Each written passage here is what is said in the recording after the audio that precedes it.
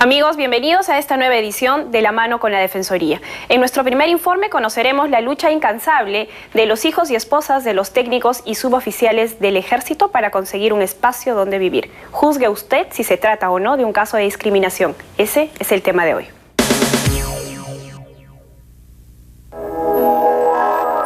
Reclaman equidad.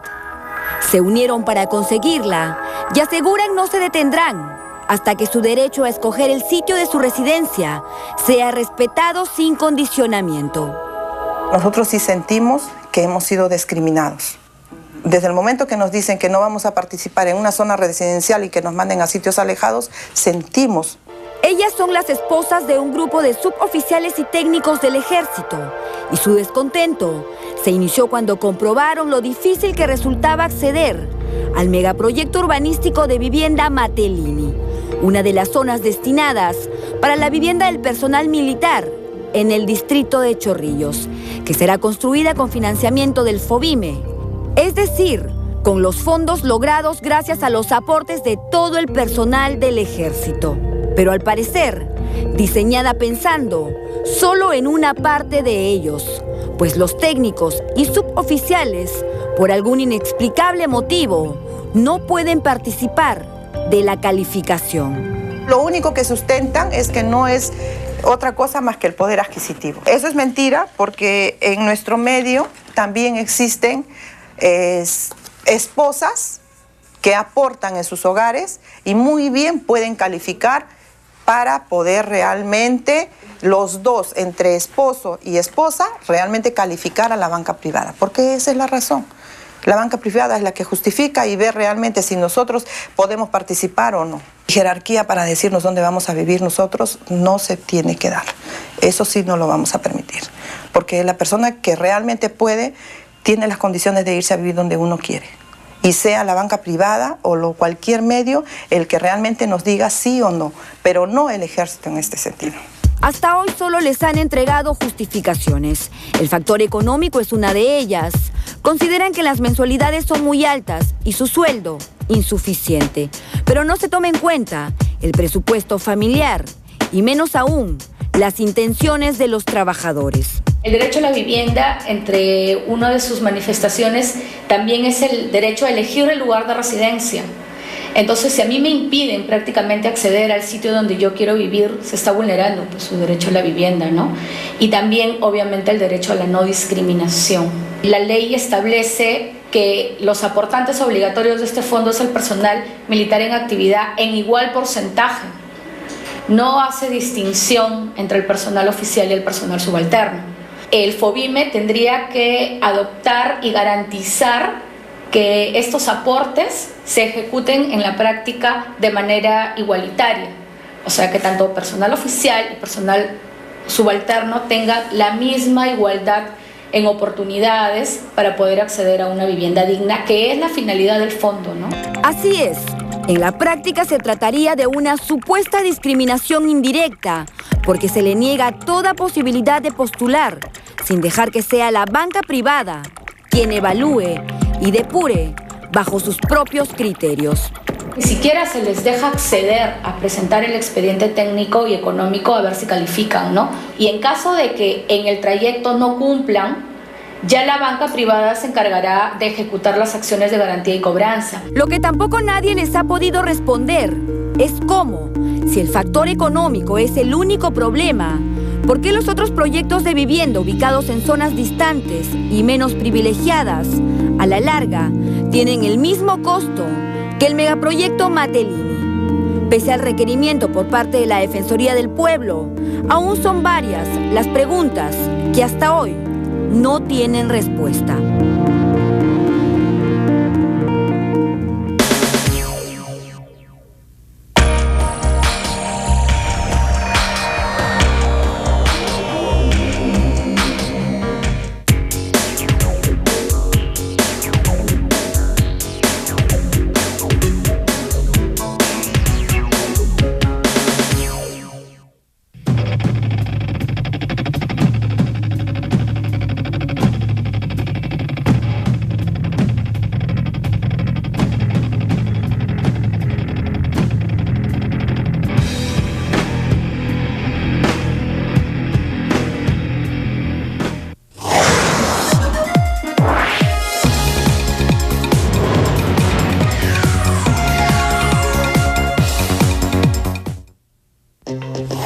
Este lunes en Sucedió en el Perú. Un sentido homenaje a Doris Gibson, fundadora de la revista Caretas. Tal vez el rasgo más significativo de Doris es su sentido de la independencia. Y pionera del periodismo nacional. Y llena de retos y desafíos, ¿no? Doris Gibson, pasión por el Perú. Este lunes a las 6 de la tarde y solo aquí en TV Perú.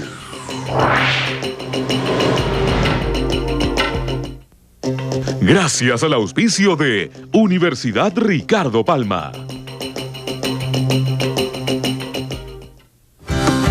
Este sábado, nuestra ruta nos lleva a Cañete. Vive la emoción del 6º concurso regional del Pisco. Lima escoge sus ganadores. Además, en el sur se come tacu tacu con seco.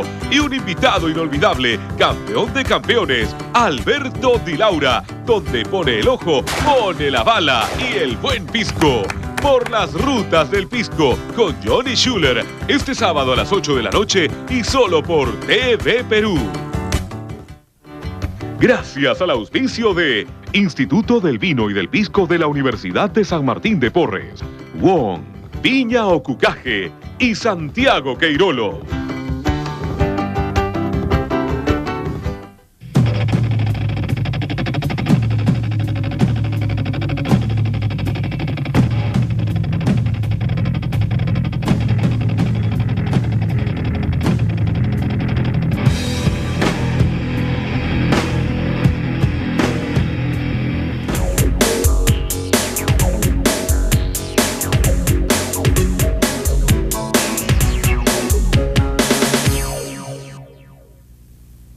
¿Cree usted que existe discriminación en el Perú? Conozca en las siguientes imágenes qué opinaron los ciudadanos al respecto.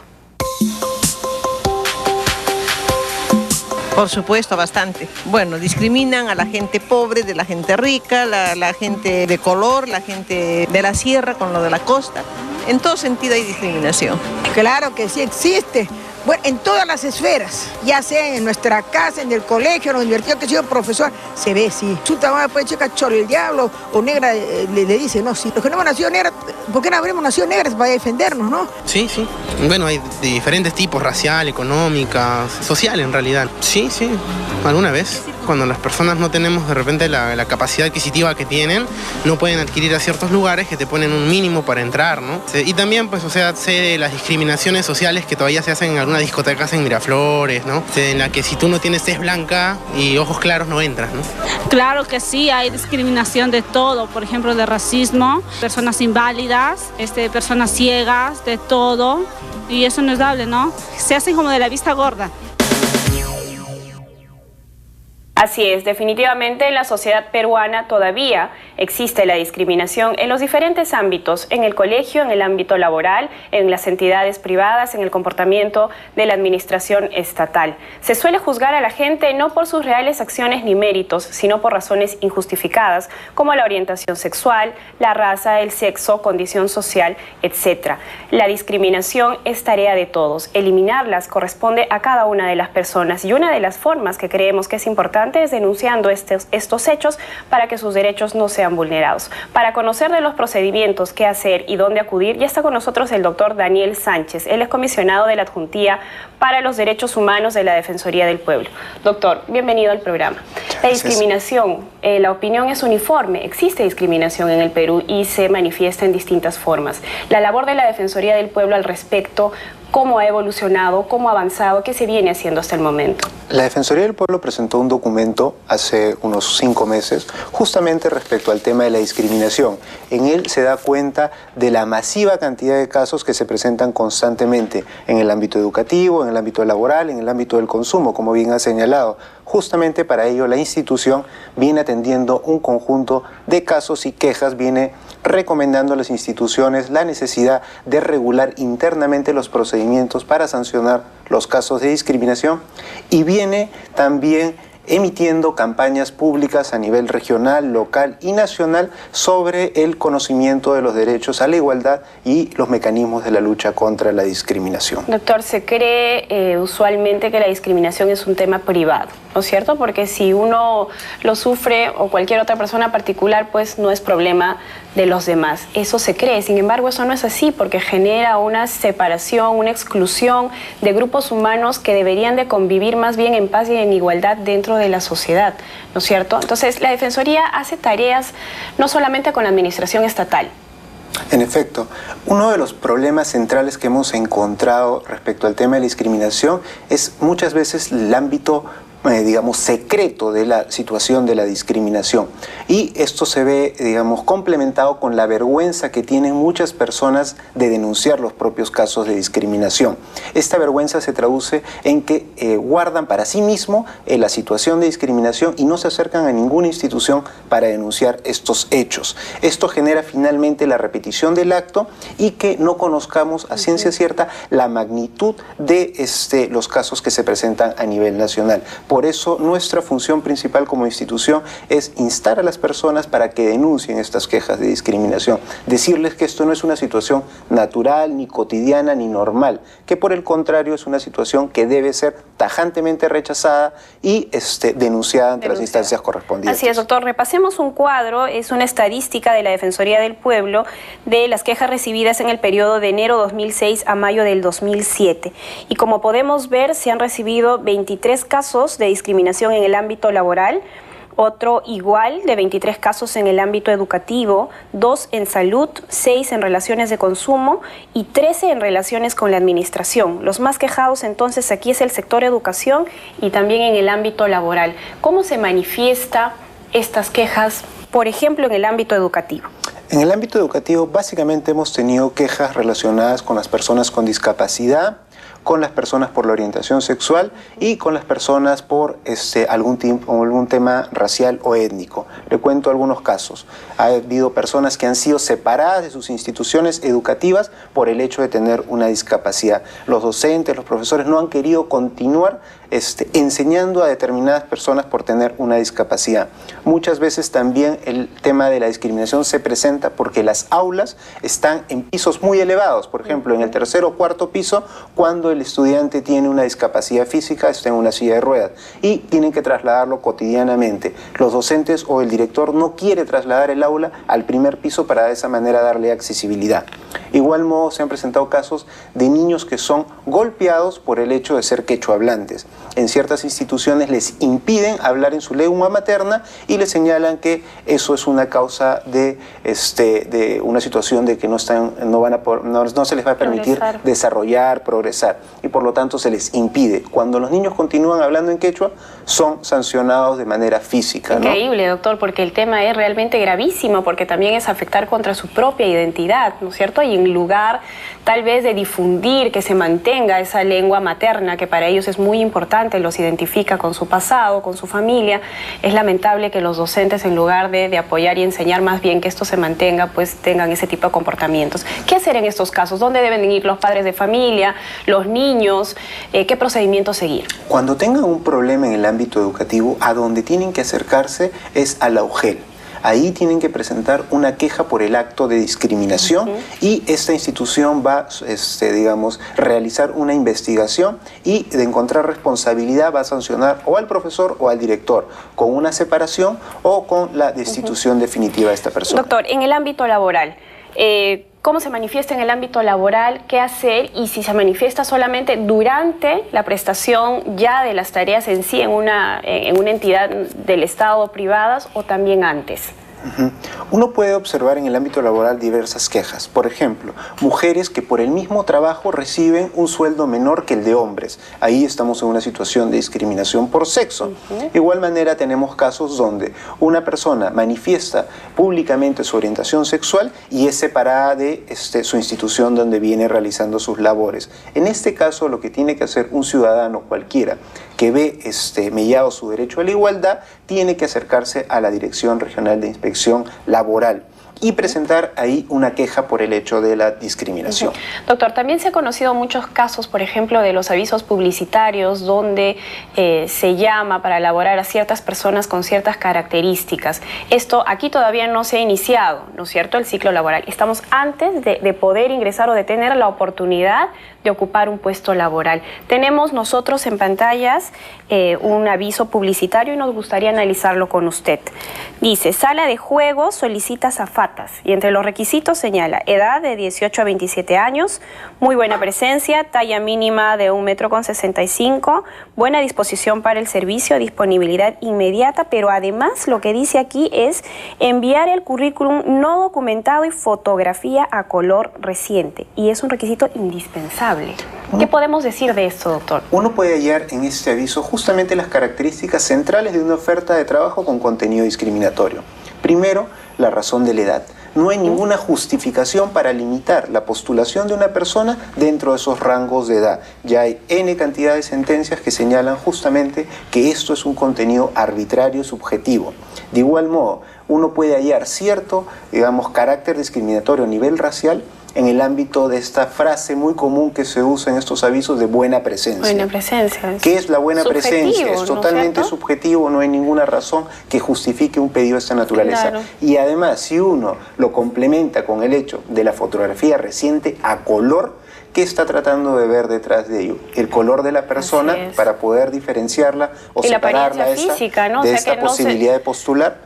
Entonces, no lo se que va a uno... analizar el tema de la aptitud, de la capacidad para poder realizar este trabajo, sino la apariencia física en este caso, ¿no? Exactamente, es lamentable. hay motivos subjetivos y ninguno de ellos tiene un contenido objetivo para el trabajo que se pretende contratar a la persona. Doctor, ¿y el empleador no lo puede tomar como un aspecto de estar, digamos, restándole la autoridad para saber qué tipo de personal contrata? ¿Eso se puede entender así? ¿Ellos han alegado en algún momento a lo mejor esa posición? Lo han señalado, pero la libertad contractual no puede mediar de ninguna manera derechos fundamentales como el derecho a la igualdad, a la no discriminación. El empleador tiene derecho de contratar siempre y cuando las razones que solicita, los requisitos que solicita, son objetivos y razonables. Pero ¿qué objetivo y razonable va a ser? El color de la piel de la persona, la edad, la presencia física, la apariencia física que esta persona pueda tener. Eso simplemente está dentro de la subjetividad del empleador y por lo tanto no pueden ser requisitos válidos. Doctor, rápidamente, ¿qué hacer en estos casos? Digamos, si uno se quiere presentar a un concurso para acceder a este aviso publicitario de ser azafata y me encuentro con esto de por sí ya... Lo primero que tiene que hacer... ¿Cómo accedo a ese puesto laboral o por lo menos al concurso? Lo primero que tiene que hacer es recortar ese aviso, enviar una carta a la Dirección Regional de Inspección de Lima, el Callao, si ha sucedido en Lima, o a la Dirección Regional de Trabajo, si ha sucedido en provincias, y solicitar que se anule ese concurso. Entonces es un medio de prueba el aviso. El aviso es un medio de prueba y que uno puede hallar en cualquier domingo en un diario de circulación nacional. En todos los diarios. En todos los diarios, exactamente. Bien, doctor, muchas gracias y le pedimos por favor acompañarnos porque tenemos algunas preguntas del público. Vamos con la primera. Tengo el caso de una señora que es socia de Mi Vaso de Leche, vive en un cuarto con 7 niños, la marginan, es una señora bastante pobre, aparte de eso es esposa de un señor de color, los niñitos son negritos, ¿no? ¿Cómo se puede hacer para ayudar a esa señora? Porque para mí es discriminación racial. Doctor, ¿qué hacer en este caso? ¿Qué le podemos decir? Lo que tenemos en este caso es un típico caso de delito.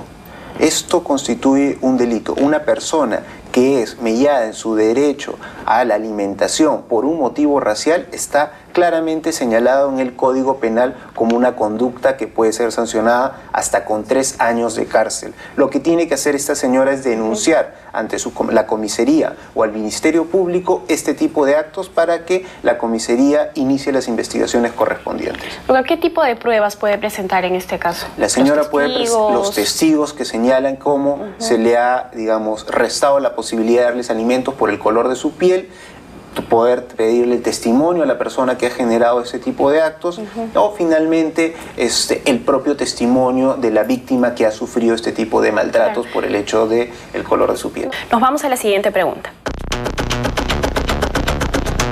Me recuerdo cuando fui a la Marina, el general mencionó de que solamente tenían que ingresar de buenos apellidos. Mi apellido de mí es Janampa, pero soy natural de la selva. Eso es la razón a veces que he tenido ese tipo de problemas. Por el color que tengo, soy un caucaso, soy mayormente cruzado con los españoles, de acuerdo que nosotros hemos visto, pero no debería de haber discriminación. Ahí el problema que tenemos es que el señor nunca recibió la negativa de ingresar a la Marina. Él solo señala que recibió información de un tercero. Lo que debió hacer el señor para constituirse en el acto de discriminación es postular y haber sido rechazado por uno de estos motivos que él señala, como el origen, el apellido, el color de su piel. En este caso, él todavía solo ha tenido oídas, digamos, no ha tenido un trato diferenciado directo que le ha impedido realizar su derecho a la educación. Sin embargo, si existen personas que han sido impedidas de ingresar a una Fuerza Armada por estos motivos, definitivamente nos encontramos frente a un acto de discriminación que puede ser también considerado como delictivo de acuerdo con los elementos probatorios que se tenga en ese momento. Bien, doctor, muchas gracias.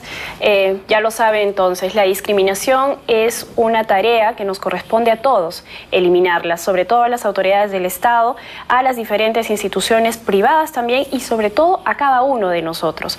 Ya lo sabe entonces, si conoce de algún tipo de discriminación, ya sea en el ámbito laboral o educativo, no duden en acudir a las instancias que lo acabamos de señalar y también a la Defensoría del Pueblo. Estamos para defender sus derechos. Luego de la pausa regresamos con lo último del programa.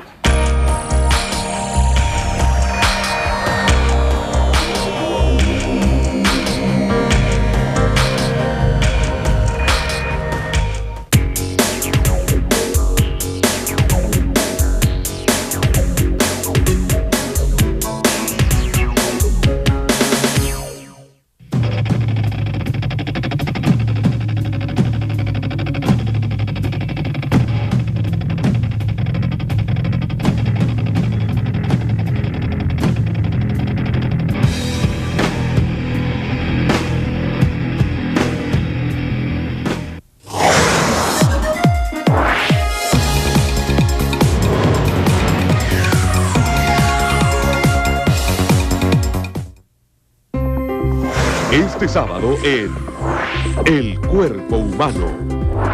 Un paso a nivel en Minnesota lleva a la joven Christy Bottin a la tragedia.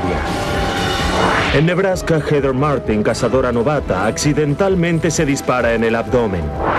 En Virginia, Tommy Cruise y sus amigos caen fuera de control de un camino costero y se hunden en el gélido Atlántico. Acompáñenos a ver historias extraordinarias de recuperaciones asombrosas. Milagros médicos. Con la participación de renombrados especialistas y la conducción de la doctora Cristina Loaiza. El Cuerpo Humano. Este sábado a las 5:30 de la tarde y solo aquí en TV Perú.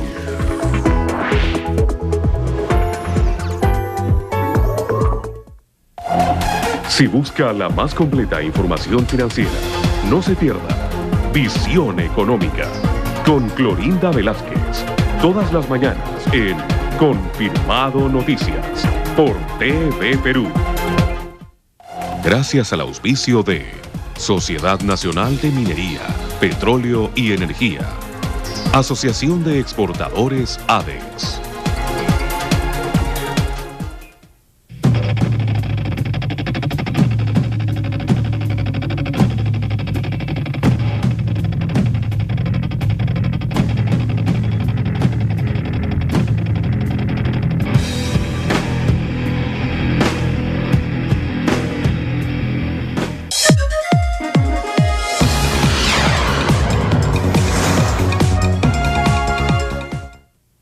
Gracias por estar con nosotros de la mano con la Defensoría.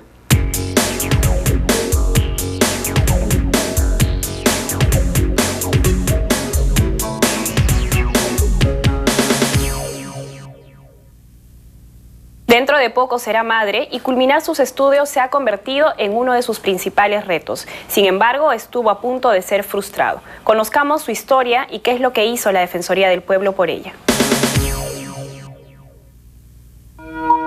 Estuvieron a punto de frustrar sus ilusiones. Tiene 14 años, aún no termina el colegio y el decidir convertirse en madre casi la aparta de su más grande deseo. Yo quería seguir asistiendo al colegio. Me dijeron que no, que así yo no podía asistir porque de todas maneras daba una mala impresión para el colegio. Pero mi hija quiere estudiar, ella quiere seguir estudiando y no sé por qué le cortan las alas así de esa manera. La llamaremos Sandra. Esta jovencita ahora es diferente físicamente a sus compañeras de aula, razón suficiente para que algunos no tardaran en mirarla de otra manera y, lo que es peor, empezaran a rechazar su presencia. Fueron los propios maestros y autoridades de su centro educativo los primeros en hacerlo. Me acerco a la directora y la directora me dice que señora, no le podemos matricular a su hija porque su hija está embarazada. Vengo a hablar con ustedes, no sé qué me responden, ¿no? Yo quiero, porque ella, su anhelo es de seguir estudiando, pero está embarazada, pues ¿cómo va a venir así? Me dice. Poco a poco la situación se fue complicando hasta que decidieron negarle la matrícula para el siguiente año con absurdos argumentos. No podía entrar porque ya habían hablado con mi mamá para que yo no volviera a ir al colegio hasta el próximo año, o sea, ¿no? Que tenía que perder este año. Usted no sabe que le he dicho de que su hija no puede venir. Está haciéndose notorio, que se ve mal. ¿Cómo va a estar eso? Mal, pero es desprestigio para el colegio. Y aunque su madre hizo reiterados pedidos para tratar de convencer a la directora, al final la respuesta siempre le fue desfavorable, al punto de no permitir más su ingreso. Sí me afectó mucho que ver su rechazo de ellos hacia mí. Sí me afectó bastante. Pensó en algún momento en rendirse, pero los deseos de Sandra de continuar eran imbatibles y buscó ayuda. En ese sentido, la Defensoría realizó una inmediata intervención con las autoridades educativas del colegio, con la finalidad justamente de recordarles, en este caso, las normas que el propio Código del Niño y del Adolescente, justamente en el artículo 14, establece que las autoridades, en este caso, tanto educativas como cualquier otra autoridad pública, está obligada justamente a garantizar el acceso, en este caso, al servicio educativo, así como la continuidad o, en todo caso, la permanencia de un adolescente o de una niña, en este caso con la condición de gestante. Luego de entrevistas y visitas por parte de la Defensoría del Pueblo, las autoridades del colegio variaron su posición. Consideramos que no hubo una actuación inclusiva. En este caso, las autoridades educativas tienen que más bien tener una actuación inclusiva, no excluyente, justamente, y que no signifique, pues, en este caso, un acto de discriminación, porque de alguna manera lo que se les había manifestado es que si la alumna era una justamente escolar que ya tenía la matrícula del año lectivo 2007, lo lógico era que en este año se garantice su permanencia y justamente la ratificación, en este caso la matrícula es automática. A raíz de toda esta labor de persuasión que hizo la Defensoría del Pueblo con el colegio, las autoridades finalmente aceptaron, dijeron que ellas iban a ser respetuosas de la decisión de la madre, de la niña. Me siento más tranquila, sí, estoy alegre por una parte, porque eso es lo que más quería, seguir estudiando. Y es que aunque los prejuicios pueden ser grandes en las mentes pequeñas, las normas siempre deben cumplirse.